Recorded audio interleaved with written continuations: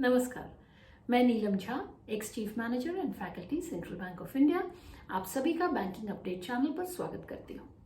आज यानी 1 अप्रैल 2025 से भारतीय रिजर्व बैंक ने प्राथमिकता क्षेत्र ऋण के लिए नया दिशा निर्देश जारी किए हैं, जिनके तहत शिक्षा, आवास, रिन्यूएबल एनर्जी और कमजोर वर्गों के लिए ऋण सीमा को बढ़ाया गया है और शहरी सहकारी बैंकों के लिए प्रायोरिटी सेक्टर लेंडिंग टारगेट्स को संशोधित किया गया है।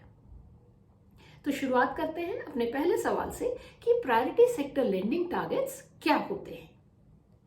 घरेलू अनुसूचित वाणिज्य बैंक एवं 20 और उससे अधिक शाखाओं वाले विदेशी बैंकों के adjusted net banking credit (ANBC) या ऑफ बैलेंस शीट एक्सपोजर, इन दोनों में से जो भी अधिक हो के 40% को भारतीय रिजर्व बैंक द्वारा प्रायोरिटी सेक्टर लेंडिंग का टारगेट घोषित किया जाता है।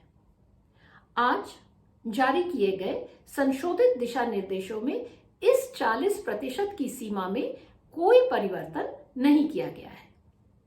प्रायोरिटी सेक्टर लेंडिंग में कृषि, MSME, एक्सपोर्ट क्रेडिट, शिक्षा, आवास, सोशल इंफ्रास्ट्रक्चर और रिन्यूएबल एनर्जी जैसी कैटेगरीज शामिल होती हैं।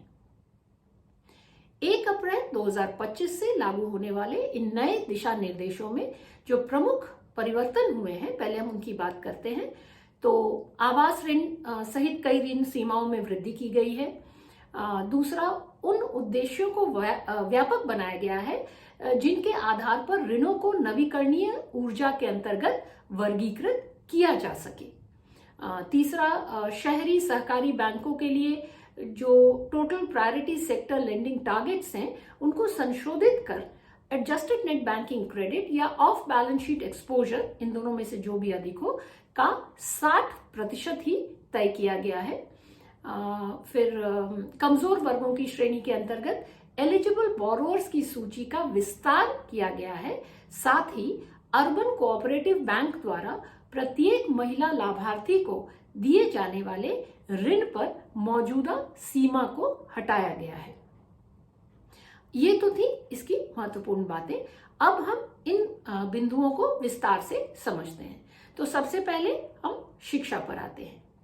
शिक्षा के लिए ऋण सीमा को 20 लाख रुपए से बढ़ाकर 25 लाख रुपए प्रति व्यक्ति कर दिया गया है और इसमें व्यावसायिक पाठ्यक्रम को भी शामिल किया गया है। अगला क्षेत्र है रिन्यूएबल एनर्जी का। तो इसमें सौर ऊर्जा, बायोमास बेस्ड पावर जनरेटर और सूक्ष्म पनबिजली संयंत्रों जैसी रिन्यूएबल एनर्जी प्रोजेक्ट्स आदि के लिए ऋण सीमा प्रति बोरोअर 30 करोड़ रुपए से बढ़ाकर 35 करोड़ रुपए कर दी गई है। अर्थात 35 करोड़ की सीमा तक के बैंक लोन प्रायोरिटी सेक्टर वर्गीकरण के लिए पात्र होंगे। अब हम बात करेंगे आवास ऋण की। तो एलिजिबल जो हाउसिंग लोन है उसकी सीमा बढ़ाई गई है। प्रायोरिटी सेक्टर वर्गीकरण के लिए आवासीय क्षेत्र के कर्ज को 3 श्रेणियों में बांटा गया है। 50 लाख या इससे अधिक आबादी वाले शहरों में 50 लाख रुपए तक का होम लोन प्रायोरिटी सेक्टर में वर्गीकृत होगा। इसी तरह 10 लाख या उससे अधिक आबादी वाले केंद्रों में, यानी 10 लाख से लेकर 50 लाख से नीचे तक की आबादी वाले केंद्रों में अब 45 लाख रुपए का लोन और 10 लाख से कम आबादी वाले क्षेत्रों में 35 लाख का होम लोन प्रायोरिटी सेक्टर वर्गीकरण के लिए पात्र होगा। हाउसिंग लोन के बाद हम आते हैं वीकर सेक्शंस कैटेगरी पर। प्रायोरिटी सेक्टर लेंडिंग में कमजोर वर्ग के लिए ऋण सीमा को बढ़ा दिया गया है। साथ ही इन संशोधित दिशा निर्देशों के अनुसार 50,000 रुपए तक के लोन पर कोई सेवा शुल्क या निरीक्षण शुल्क नहीं लगाया जाएगा। Last but not the least, loans against gold jewellery acquired by banks from non-banking financial corporations, इन्हें प्राथमिकता क्षेत्र के ऋण श्रेणी के अंतर्गत नहीं माना जाएगा।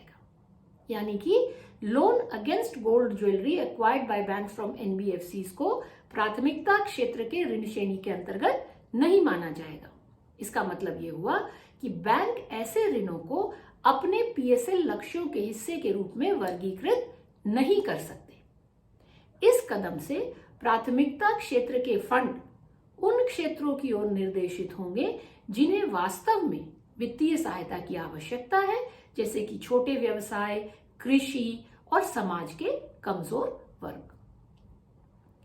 तो इस प्रकार हमने देखा कि संशोधित दिशा निर्देशों के विस्तारित कवरेज से अर्थव्यवस्था के प्राथमिकता प्राप्त क्षेत्रों के लिए बैंक ऋण का बेहतर उपयोग हो सकेगा।